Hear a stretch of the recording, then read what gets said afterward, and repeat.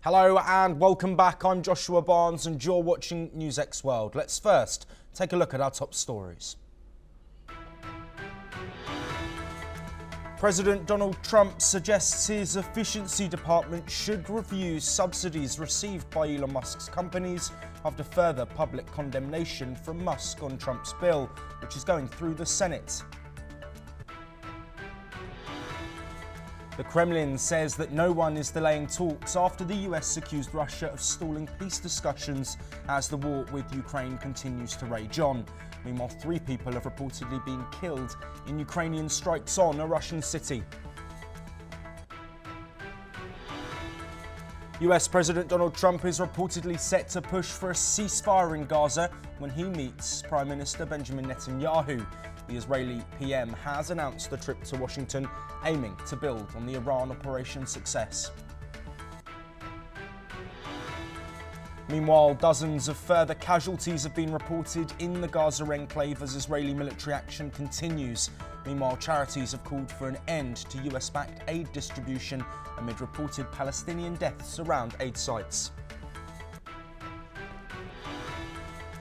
A Danish national has been arrested in Berlin, suspected of spying for Iran. The focus is alleged to have been on Jewish sites and individuals in the German city. Thailand's constitutional court has suspended Prime Minister Paetongtarn Shinawatra as she publicly accepts her court-ordered suspension amid an ethics probe.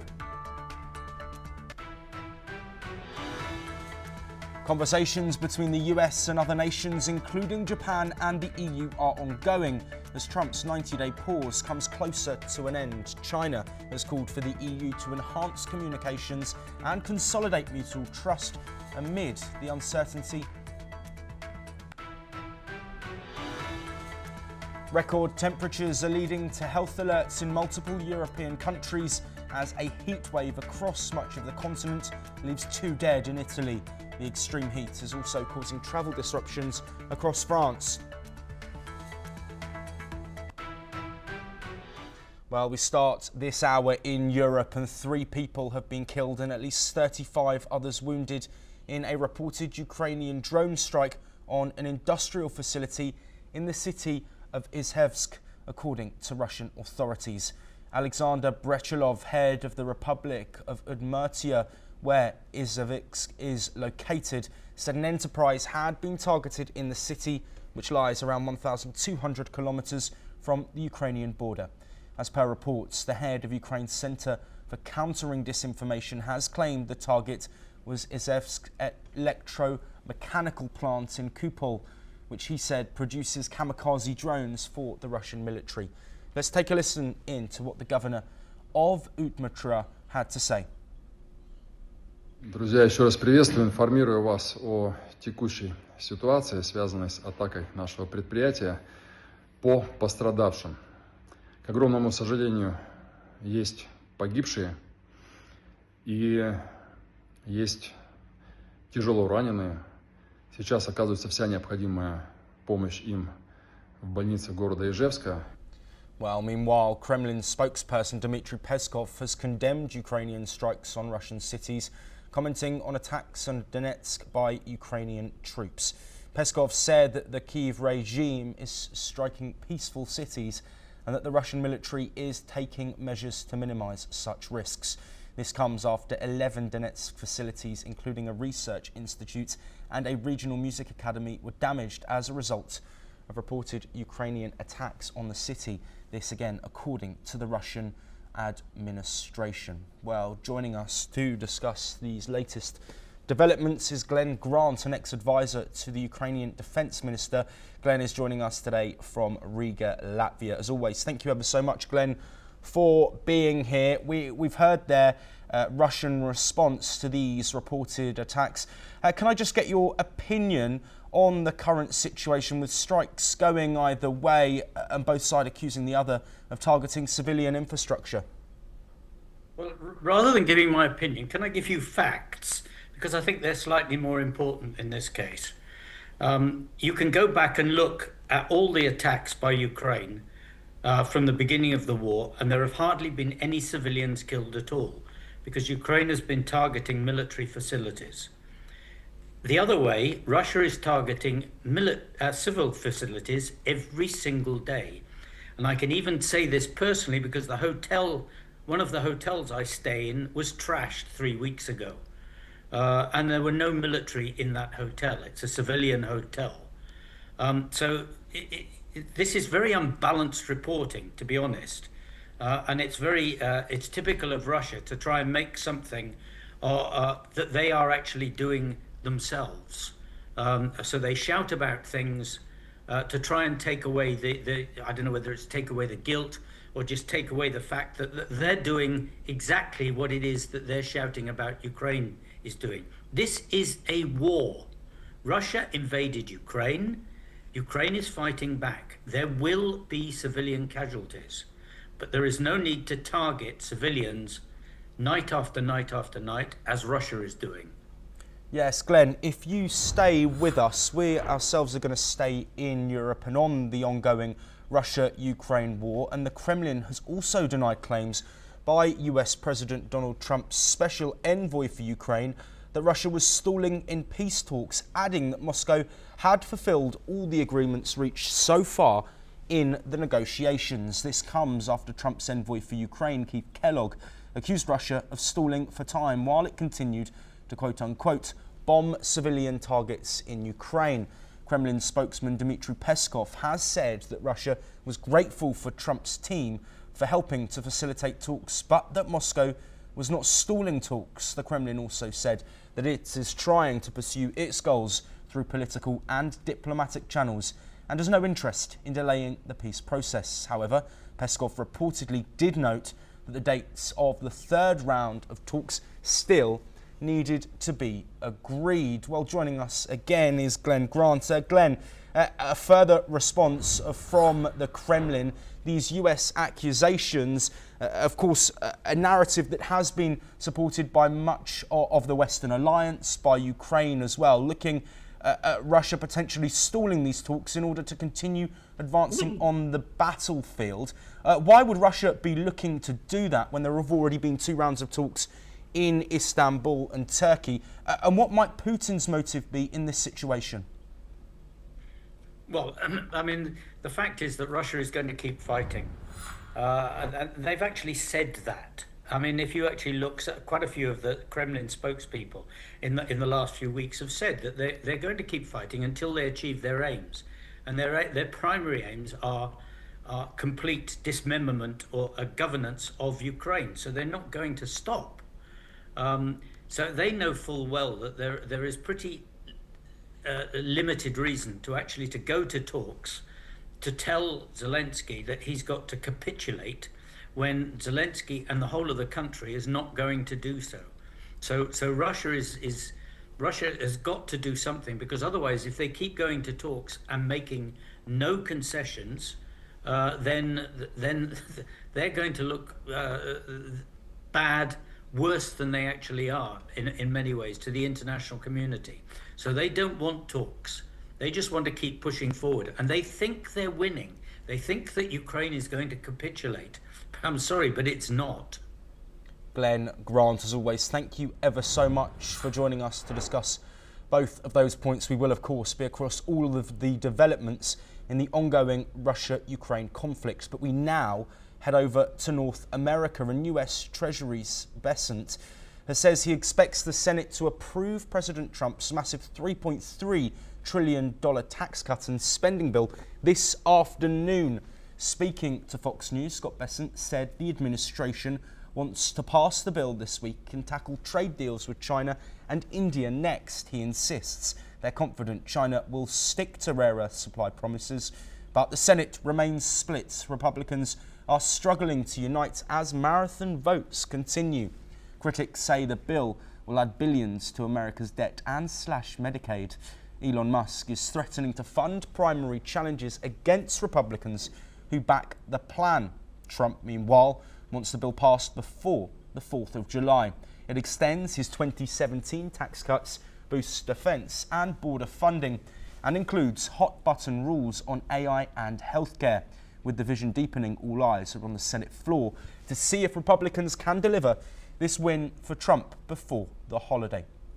Well, joining us to discuss this bill that is currently going through the Senate and the potential ramifications of it, joining us is Vibhuti Jha, a former Republican Party candidate who is joining us from New York. Vibhuti, thank you ever so much for joining us.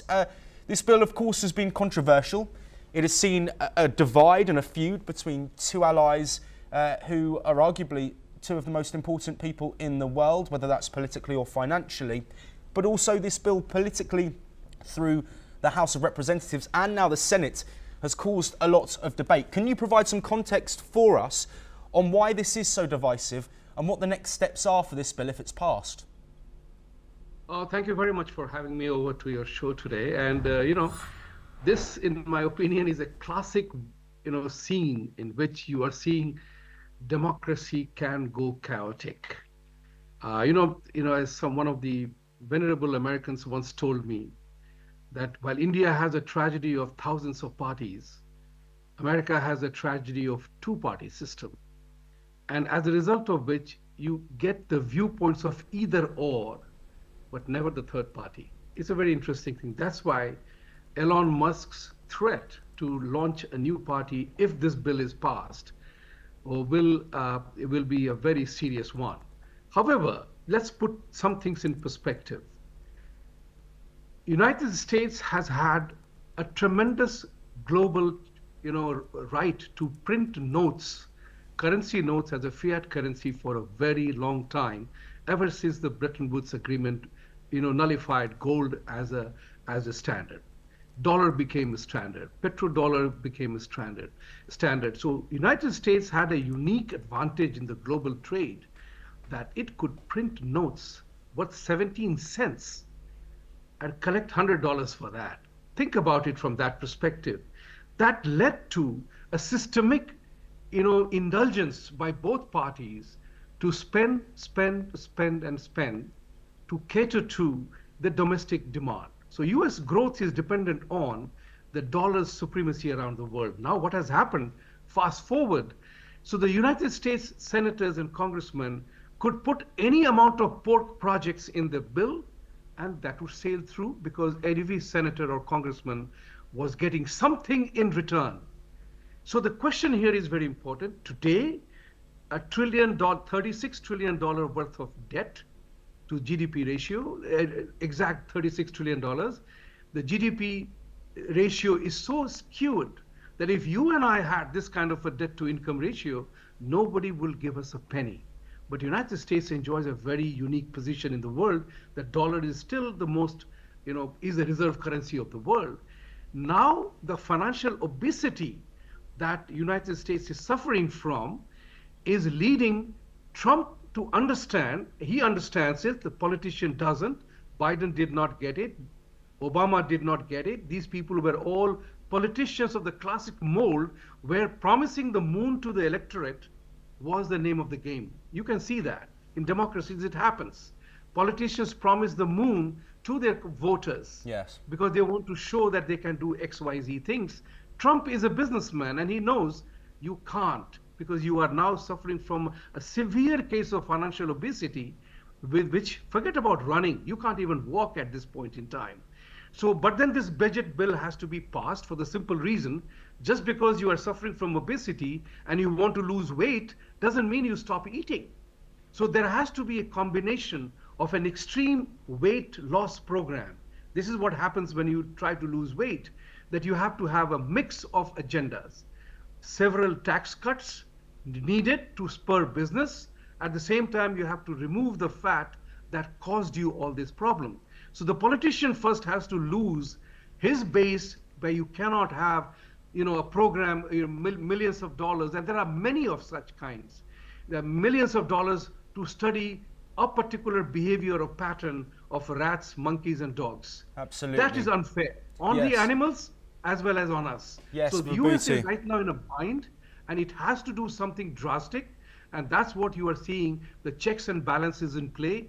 Both parties are negotiating hard to see that their agenda sails through and the other one gets the blame. So you are looking at politics of a very vile kind. And Trump issued the challenge, said they made the very dire statement that if you don't pass this bill, it will lead to the greatest tax increase ever, which will cause up $68 billion, 68% tax increase, because the tax concessions given in the previous regime, if it allowed to lapse, it will suddenly skew the complete economy. So you are looking at a scenario where both parties are struggling to save the country, save the party, and save the process. Absolutely. And that will continue. And I think the bill will pass. There are two opponents, Republicans, who are holding out, but I think it will pass because there is no other choice. Posturing apart. Yes, and that political conversation will continue. Those questions will continue. Vibhuti is staying with us as we continue to discuss North American politics, staying with US President Donald Trump, who has signed an executive order lifting most sanctions on Syria. The White House says the order removes decades-old restrictions but keeps sanctions on ousted leader Bashar al-Assad. Export controls will now ease for some goods and certain foreign aid to Syria will be allowed once again. White House spokesperson Caroline Leavitt has commented on this matter. Let's take a listen to what she said. Is that this afternoon the president will be signing an executive order to terminate the United States sanctions program on Syria, and this is in an effort to promote and support the country's path to stability and peace. The order will remove sanctions on Syria while maintaining sanctions on the former President Assad, his associates, human rights abusers, drug traffickers, persons linked to chemical weapons activities, ISIS and their affiliates, and Iranian proxies. Well, this comes after President Trump's surprise meeting in May with Syria's new leader, Ahmed al-Sharaa, in Riyadh, alongside Saudi Crown Prince Mohammed bin Salman, signalling a sweeping shift in US policy towards Syria. Well, joining us once again is Vibhuti Jar. Let's take a look now at the significance of this move. We know the regime of Bashar al-Assad ousted in Syria. There has been international calls for support for Syria as they look to rebuild after a devastating civil war and tumultuous period. But what's the significance of this coming from the United States, of course, after that meeting that we just referenced as well in Riyadh? Yes, it is. Personally speaking, I have never been in favor of sanctions as a political tool, but it is essential part of the reward and punishment mechanism. Somebody has to do that, the dirty job. Syria, we know, the entire Middle East, we know, there is a serious turmoil. Syria was responsible for so many things, including the chemical warfare against its own people. But sanctions punish people more than they punish the government or the government authorities, because the government authorities continue to live in their palaces or the bureaucracy that serves them. It is the common man that suffers most. So this is very opportunistic time to show goodwill. However, the tragedy is that, as Mr. Trump had said while he assumed office in 2016, that the entire Middle East has been in turmoil for thousands of years. Why are we stepping in to solve their problem? Now, if you are going to be the policeman, then you have to be the honest broker. And the word broker is never honest. That's very interesting wordplay that one has to understand, that the broker has to negotiate a deal. In this particular instance, Mr. Trump is now dealing with the same guy, same ISIS guy, who was responsible for vicious attacks and killings of American soldiers. Now, what kind of a bonhomie is this? I do not know. But sanction removal is good for the people of Syria. But what leverage can America draw from it will determine the success or failure of the policy. So in my opinion, it's good for the people of Syria who have suffered the most. But at the government level, what do you gain? I'm not clear about that, because you are shaking hands with somebody who has not changed his ideology, only the position. From ISIS chief, he's the president of Syria. So to what extent the ideology or the thought that governs the entire mechanism is critical for the Western world to be very cognizant of, because at the moment, as you see it, the entire Western democracies and democracies all over the world are bending backwards to accommodate a faith and a practice that threatens to destroy or kill all of us. So that is a very important negotiation that needs to be had. Trump is talking about reciprocal tariffs. I'm demanding there has to be a reciprocity in political dealings with one another. If you do not have that, then it's freedom for me and not for the philosophy, and that's dangerous for the rest of the world.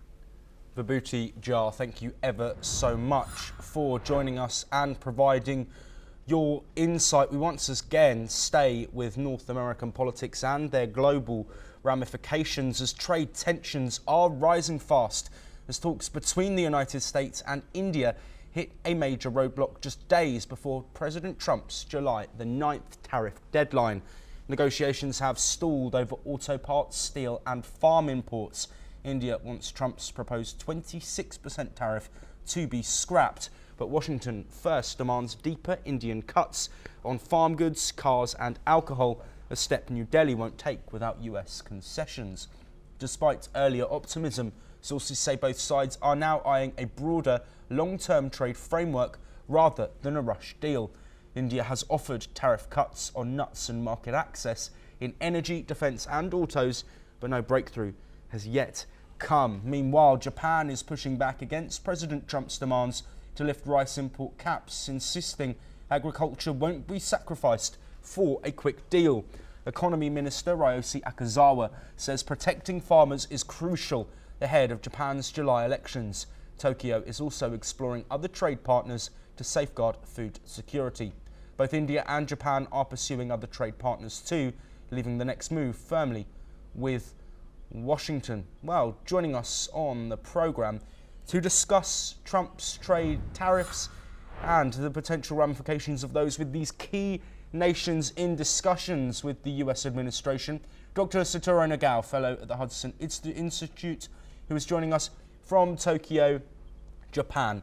Dr. Nagao, as always, thank you very much for talking to us on NewsX World.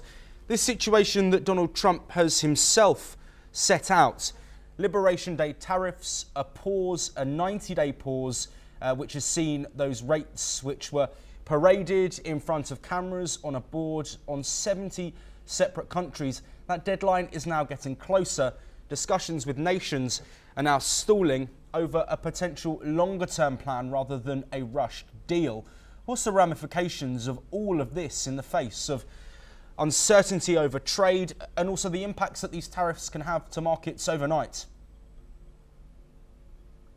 Yes, current timing is a very critical moment because the deadline is a very important motivation to move the negotiation.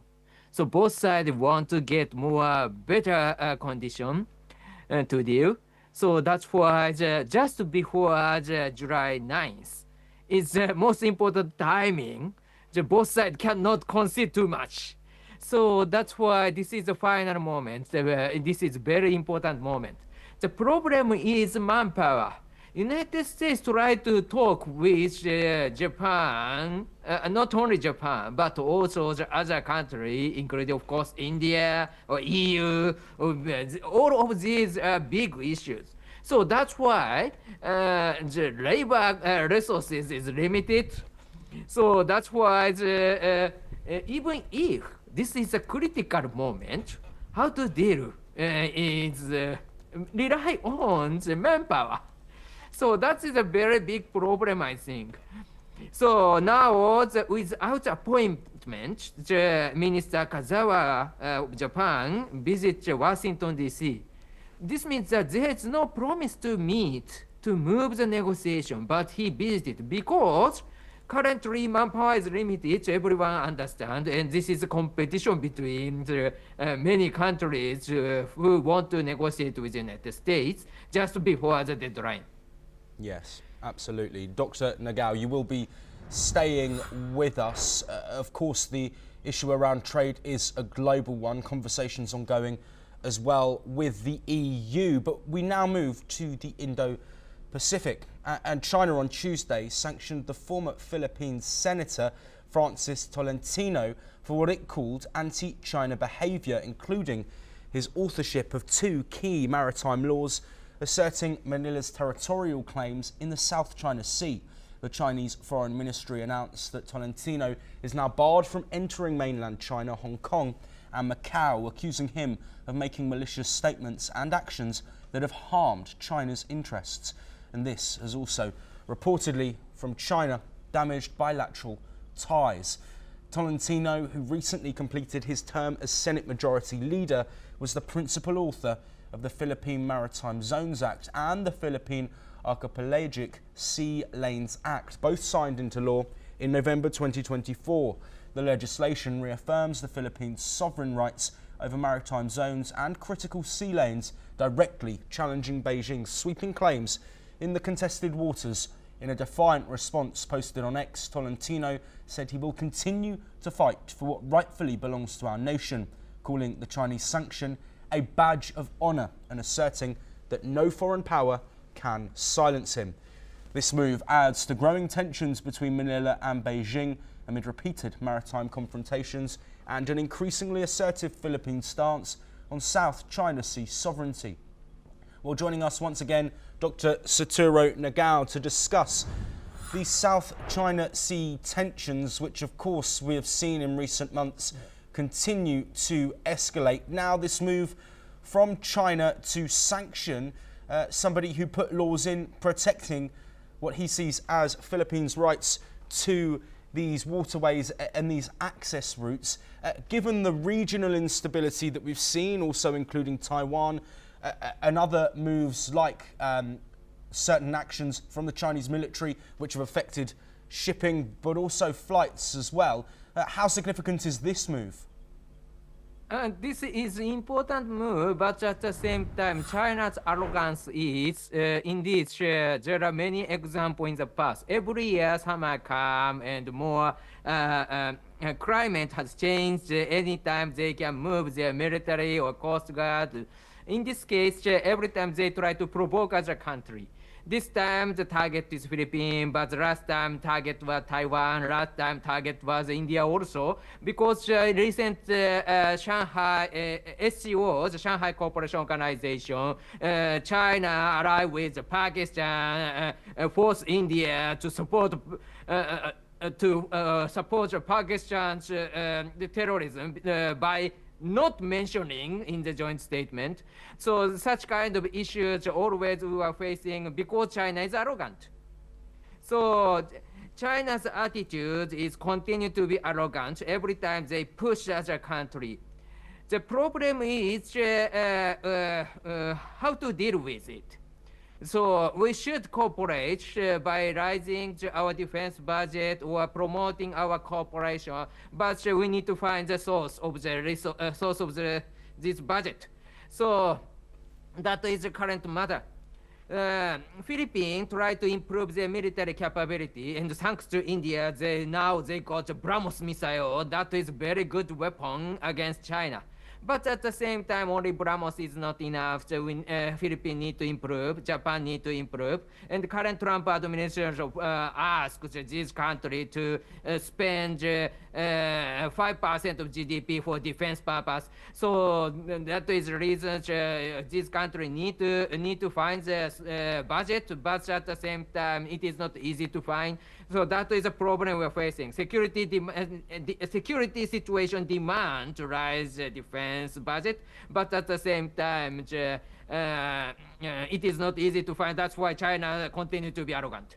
Yes, and we will continue to monitor those regional questions and stability around China and the neighbouring countries. Dr. Nagao will stay with us. As we do stay in the region once again, China says the rights of Hong Kong citizens are fully protected as the city marks 28 years since its handover from Britain. Hong Kong leader John Lee says the city is safer and more competitive under strict national security laws. But critics, including the EU, say the law has hurt Hong Kong's freedoms. Beijing insists the one country, two systems model remains strong. Speaking in Beijing, Chinese Foreign Ministry spokeswoman Mao Ning defended Hong Kong's record and economic growth. Here is what she said. 公布实施5年来，香港的法律体系更加完善，社会更加安定团结，香港居民依法享有的各项权利和自由得到更加充分的保障。个别西方政客、反华组织罔顾客观事实，恶意抹黑“一国两制”，诋毁香港法治，充分暴露了唯恐香港不乱的险恶用心。 Well, with us again, Dr. Satoru Nagao. Dr. Nagao, I do want to look at the context behind this. Of course, 28 years since Hong Kong was handed over by its previous rulers of Britain. The situation in Hong Kong, of course, is one that leads to conversation. But can you provide some context for us on what life is like in Hong Kong under Chinese leadership?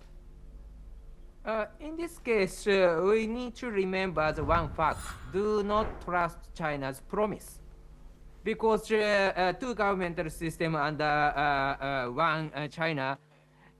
China promised to respect Hong Kong's political regime as separate with China's mainland, but now they ignore this promise.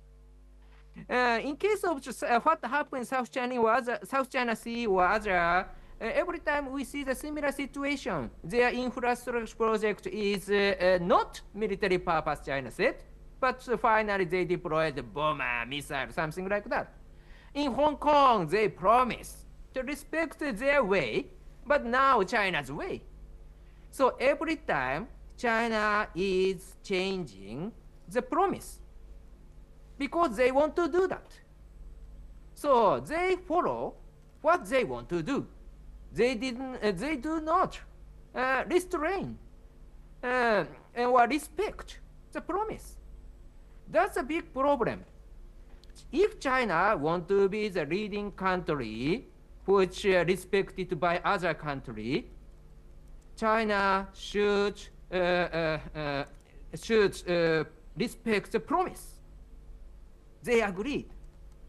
So, but China is arrogant, ignore the promise, and they are just following their interest.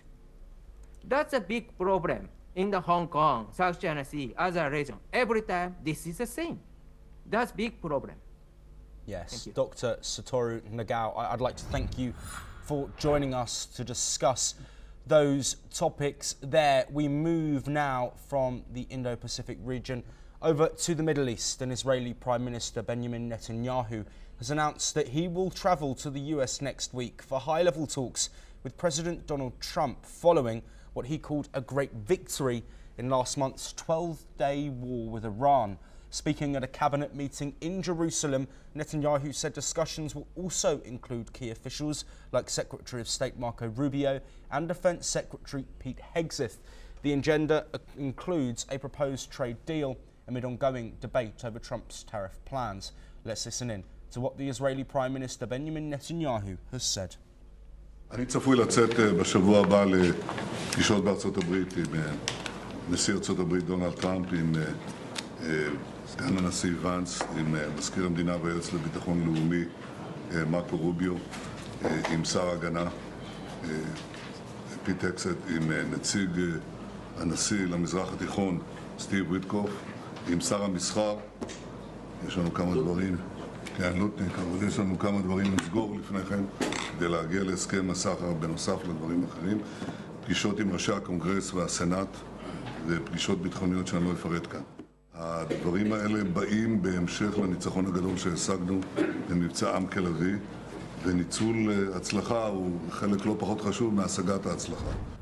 אני חושב שיש ערך גדול בזה שהייתה התלכדות כוחות כאן. והתלכדות הכוחות באה לידי ביטוי גם בעם, אבל גם בממשלה. וגם בכנסת, ואני חייב להגיד גם מילה טובה לאופוזיציה, שבזמן האתגר הגדול התייצבו כמעט כולם, אם נתת כולם. הדבר הזה חשוב, ואני מקווה שהוא ישמש גם מצפן להמשך.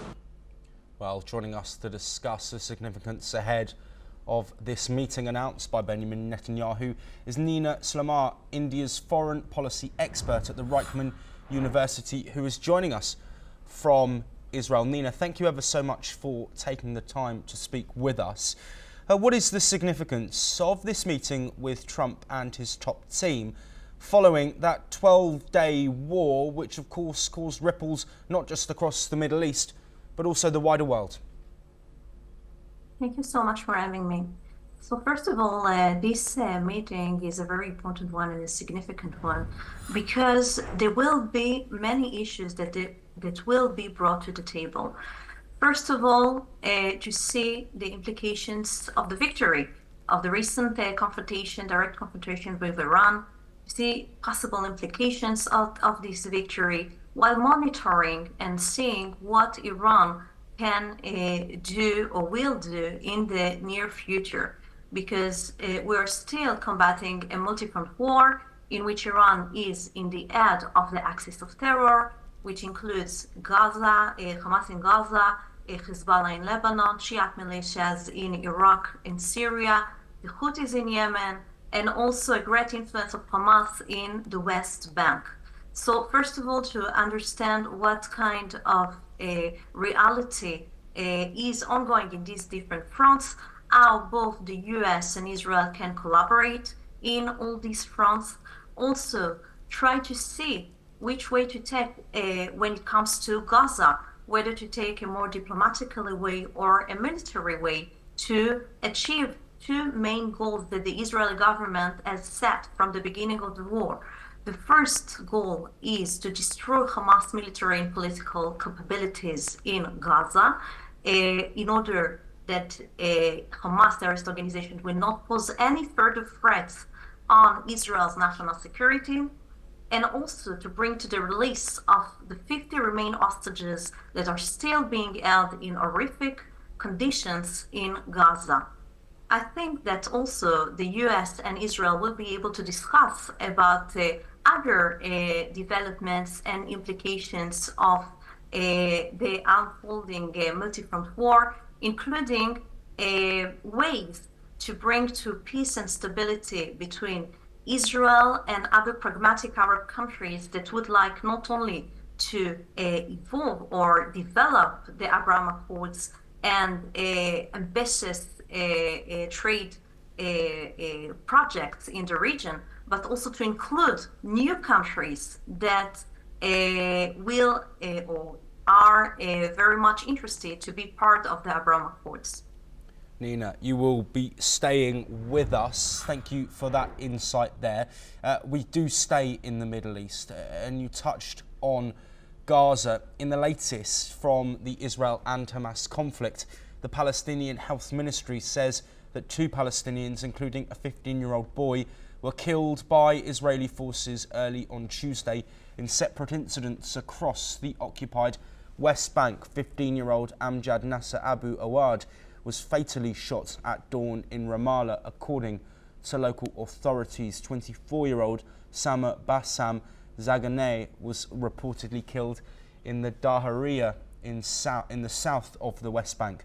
The Israeli army said it's looking into both reports.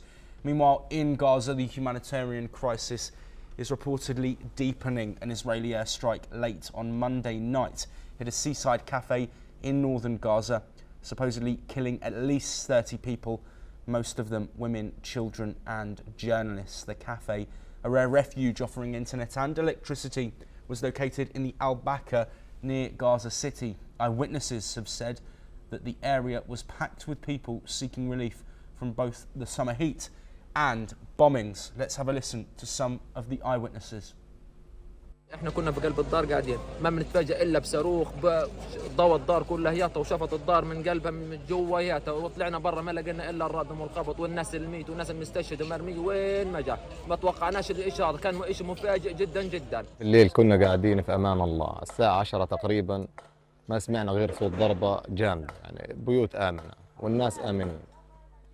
فانتم شايفين اللي صار يعني زلزال في المنطقه والحمد لله رب العالمين على كل. من شدة الانفجار اللي كان حاصل يعني كان لهب نار في البداية، لهب نار حدث في كل المنطقة.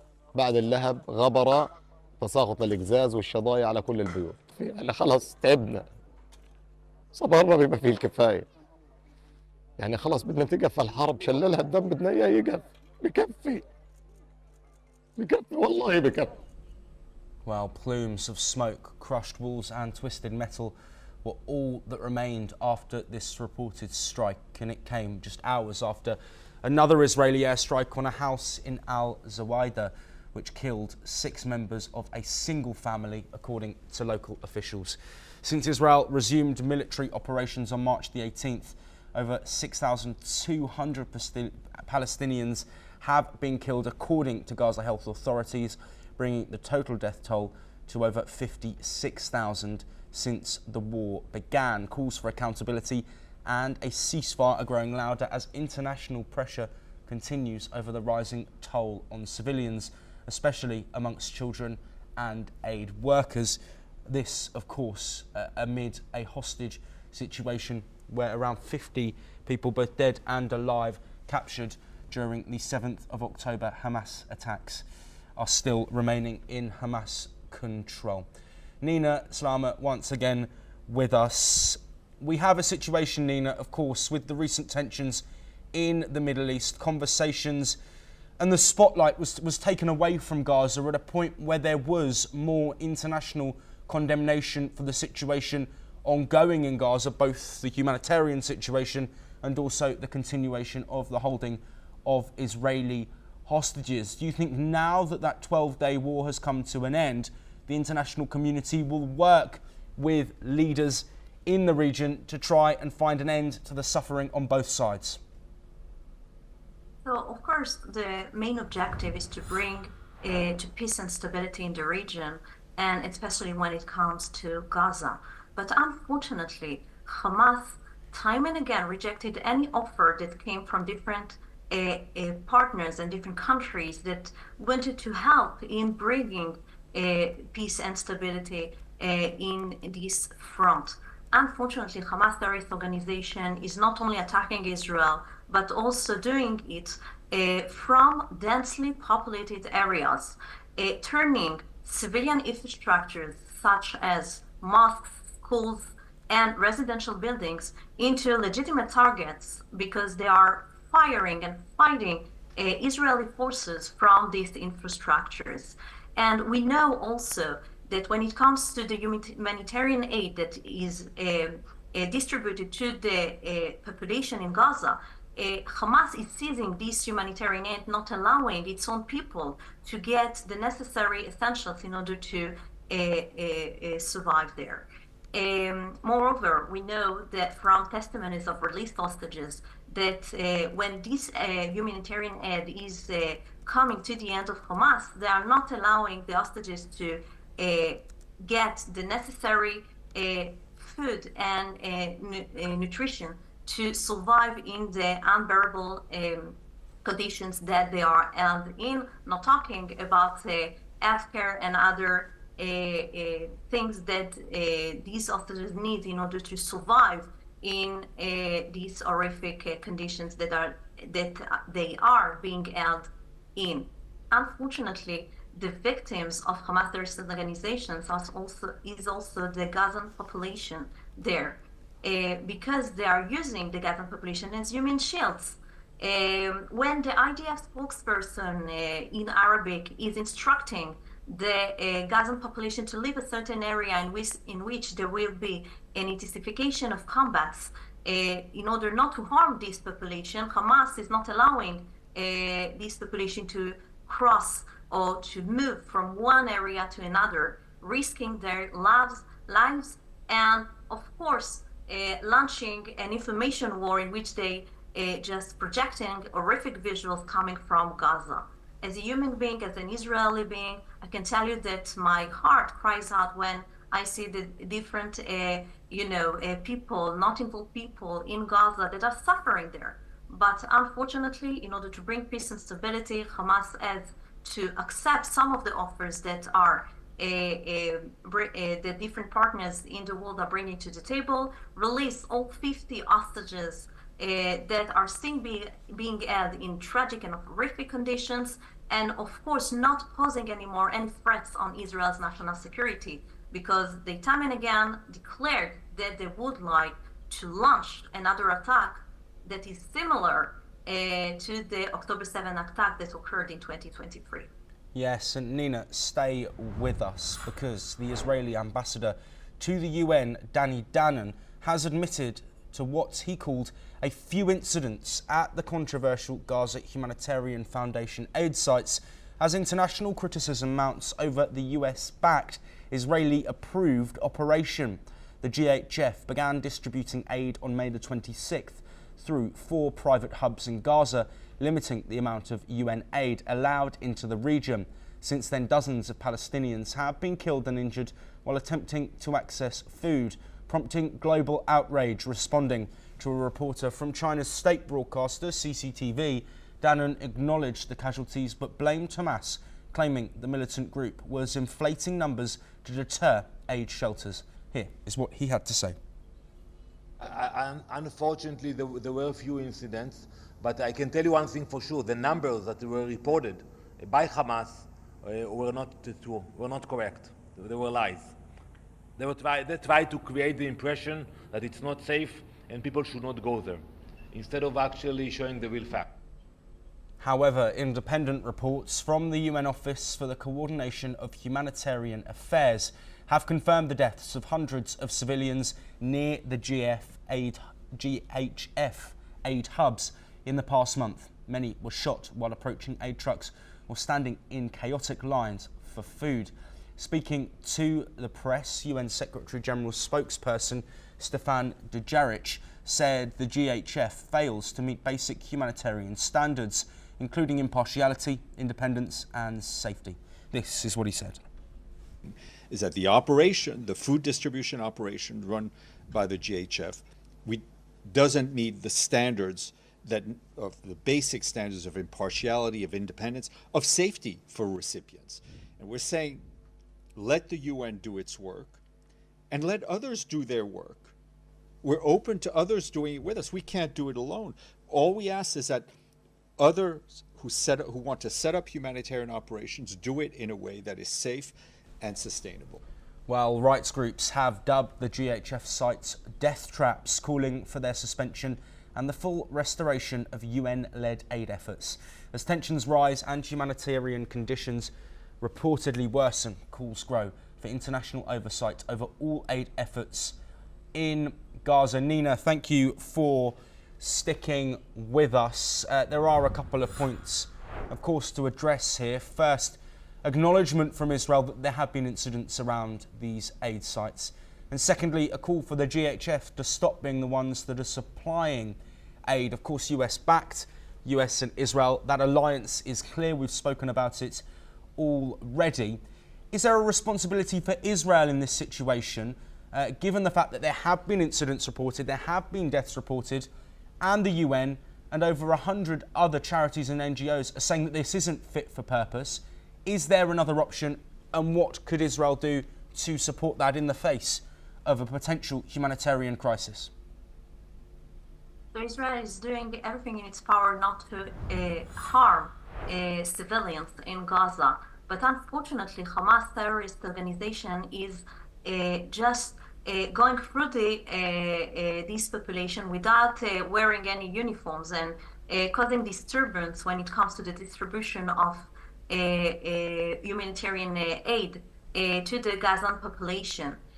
Not only that, there are some visuals coming from Gaza where we can see Hamas terrorists taking trucks with humanitarian aid for their own purposes without distributing it to their own population. It is very difficult to stabilize the situation in Gaza, as many terrorist organizations are operating within the population. There is, of course, a great assistance of private firms when it comes to the distribution of food. But we have to understand that the situation right now in Gaza is quite chaotic. Hamas is being weakening very much in Gaza, as there is a significant intensification of combat there. And Israel is doing everything in its power not to harm any civilians. Of course, there are unfortunate events that are occurring in Gaza, but the main responsible element that is bringing to these unfortunate events is, of course, Hamas terrorist organization. We have to look very carefully when different informations are coming from Gaza, because when we are receiving kinds of data coming from there, we have to understand that Hamas is the one who is providing this information, and of course, not every information is, of course, right. Nina, so, yes, absolutely. Nina, thank you ever so much for joining us and providing that insight on the ongoing situation in Gaza. We do stay in the Middle East now, and the United Nations has said that its aid budget for Iran will need to be doubled this year following the recent war with Israel. Speaking in Geneva, the UN's most senior official in Iran, Stefan Preissner, said the country's needs have grown sharply as it deals with the aftermath of conflict and an ongoing refugee crisis. Last year, the UN delivered around $75 million worth of aid and around $50 million spent on supporting Iran's huge refugee population, mainly Afghans. Also, another $25 million was spent on development programs, but Preissner says that won't be enough this year. He's calling on the international community to do more, warning that the humanitarian and development response must be kept separate from wider political tensions. Preissner says he hopes this crisis will act as a wake-up call for nations to share the burden fairly. He stressed that increased support is vital to help vulnerable communities rebuild, provide essential services and stop the crisis from getting worse. The UN is now working on its new budget plan for Iran and expects a significant jump in funding needs to keep up with the growing demands on the ground.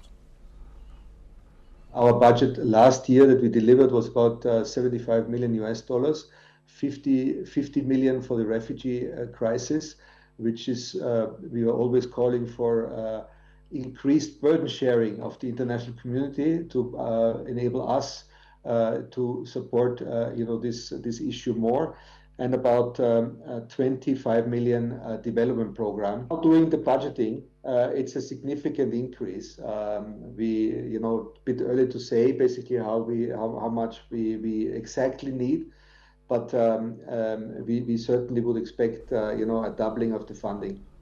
Well, we move away now from the Middle East and head to Europe, and a fresh espionage scare as German prosecutors on Tuesday revealed that a man suspected of spying on Jewish organisations in Berlin on behalf of Iranian intelligence has been arrested in Denmark. The suspect, identified only as Ali S., a Danish citizen, was detained in Aarhus last Thursday by Danish police following a request from German authorities.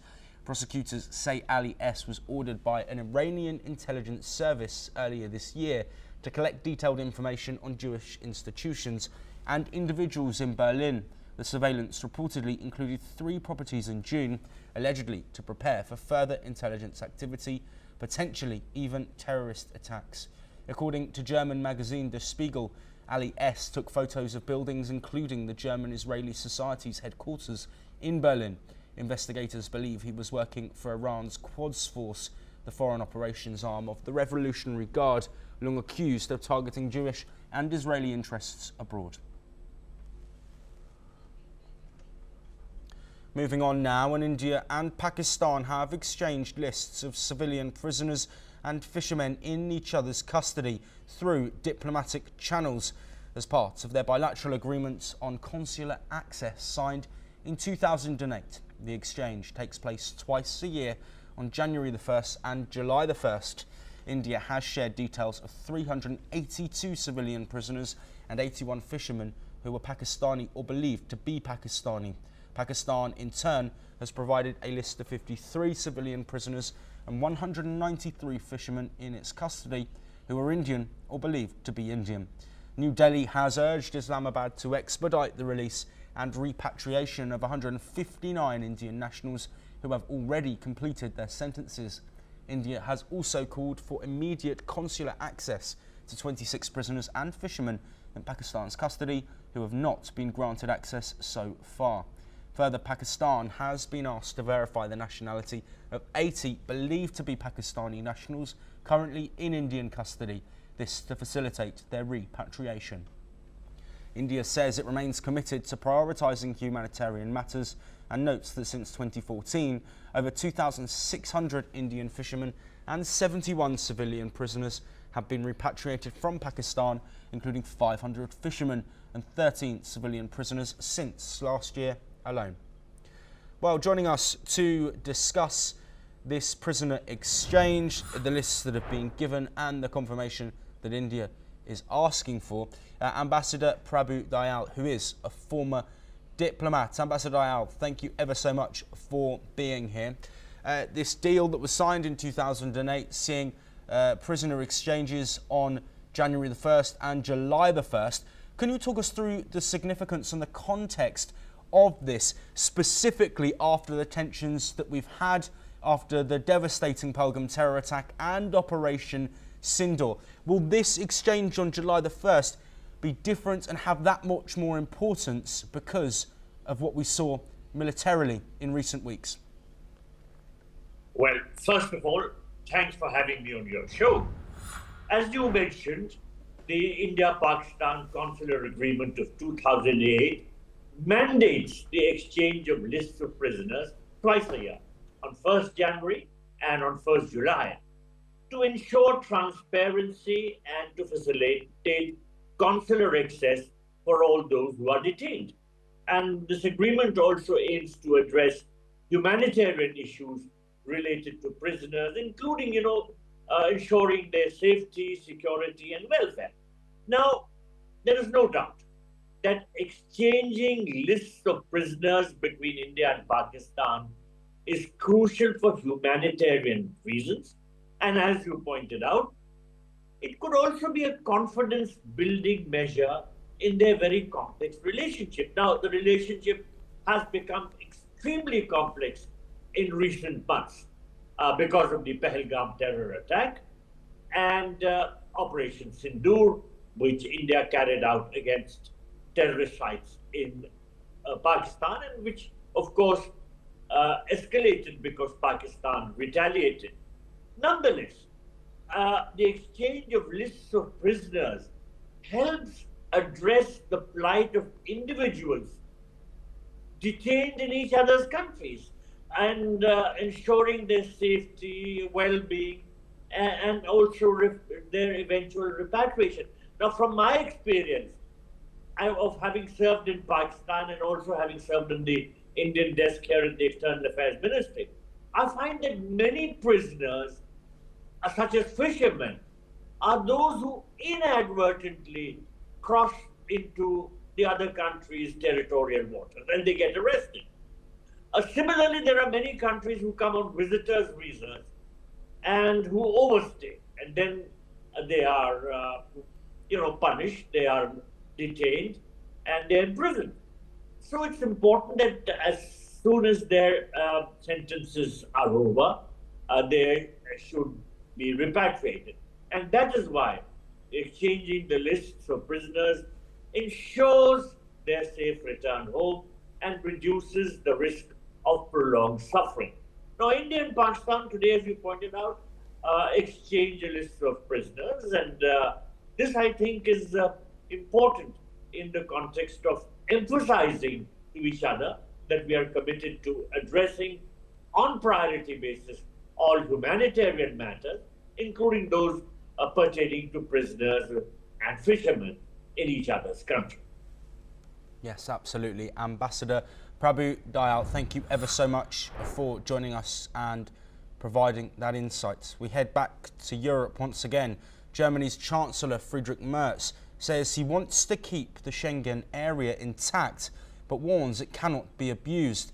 The Schengen zone lets people move freely across much of Europe without internal border checks, but Merz argues that freedom comes with responsibility. He's calling for tighter external EU borders and more controls to stop illegal migration and criminal networks taking advantage of open borders. Germany has stepped up checks along its borders with Poland, the Czech Republic and Austria, rejecting thousands of undocumented migrants this year alone, many of whom across multiple EU countries before arriving. Critics, including some EU partners, say these pushbacks risk undermining European law and the principle of free movement. Merz insists Germany is not trying to close its doors, but wants to stop criminal smuggling networks and make sure Europe's asylum system works fairly. He's calling for stronger external EU border controls, more returns of those with no right to stay, and better cooperation with neighbours. Merz insists it's not about shutting doors, but about stopping traffickers and organised crime networks from exploiting Europe's open system. He says he wants tougher checks at the EU's external borders and more cooperation on sending back people with no right to stay. The challenge now is balancing solidarity for genuine refugees with secure borders and keeping Schengen alive for millions who rely on it every day. Let's have a listen to what the German Chancellor had to say. Wir schätzen beide die großen Vorteile des europäischen Binnenmarktes und vor allem die Freizügigkeit im Schengen-Raum. Darauf haben wir gerade auch noch einmal Bezug genommen in unserem gemeinsamen Gespräch. Wir wollen diesen Schengen-Raum natürlich erhalten, aber die Freizügigkeit im Schengen-Raum wird auf Dauer nur funktionieren, wenn sie nicht missbraucht wird von denen, die insbesondere mit Schleuserkriminalität die irreguläre Migration befördern. Wir müssen zurzeit Grenzkontrollen machen, weil der Schutz der europäischen Außengrenzen nicht hinreichend gewährleistet ist. Wir wissen, dass das eine Maßnahme auf Zeit ist. Wir wissen, dass diese Maßnahme zum Teil auch im Grenzverkehr Einschränkungen mit sich bringt. Wir wollen diese Einschränkungen so klein wie möglich halten. Well, we stay in Europe again as Poland says it will reintroduce temporary border controls with Germany and Lithuania starting on July the 7th. Prime Minister Donald Tusk announced on Tuesday the move is designed to stop irregular migration, which Warsaw says has surged due to shifting migrant routes and Germany's strict new border policies. Tusk stressed Poland's commitment to the Schengen zone, but warned that open borders must not be exploited by smugglers or strained by unilateral decisions from other EU states. He pointed to rising crossings via Lithuania and accused traffickers of adapting their paths. Tusk also warned that if Berlin's controls persist into autumn, Poland would respond more forcefully. While the checks will be temporary, they signal deepening tensions over migration within Europe and a growing pressure on the EU's border-free travel system. Let's hear what Donald Tusk had to say. Przywracamy czasową kontrolę na granicy Polski z Niemcami i Polski z Litwą. Decyzja zapadła dziś, wejdzie w życie ze względów organizacyjnych w poniedziałek. Well, with that, that's all we have time for, but we will continue to bring you more of the latest breaking news from across the world.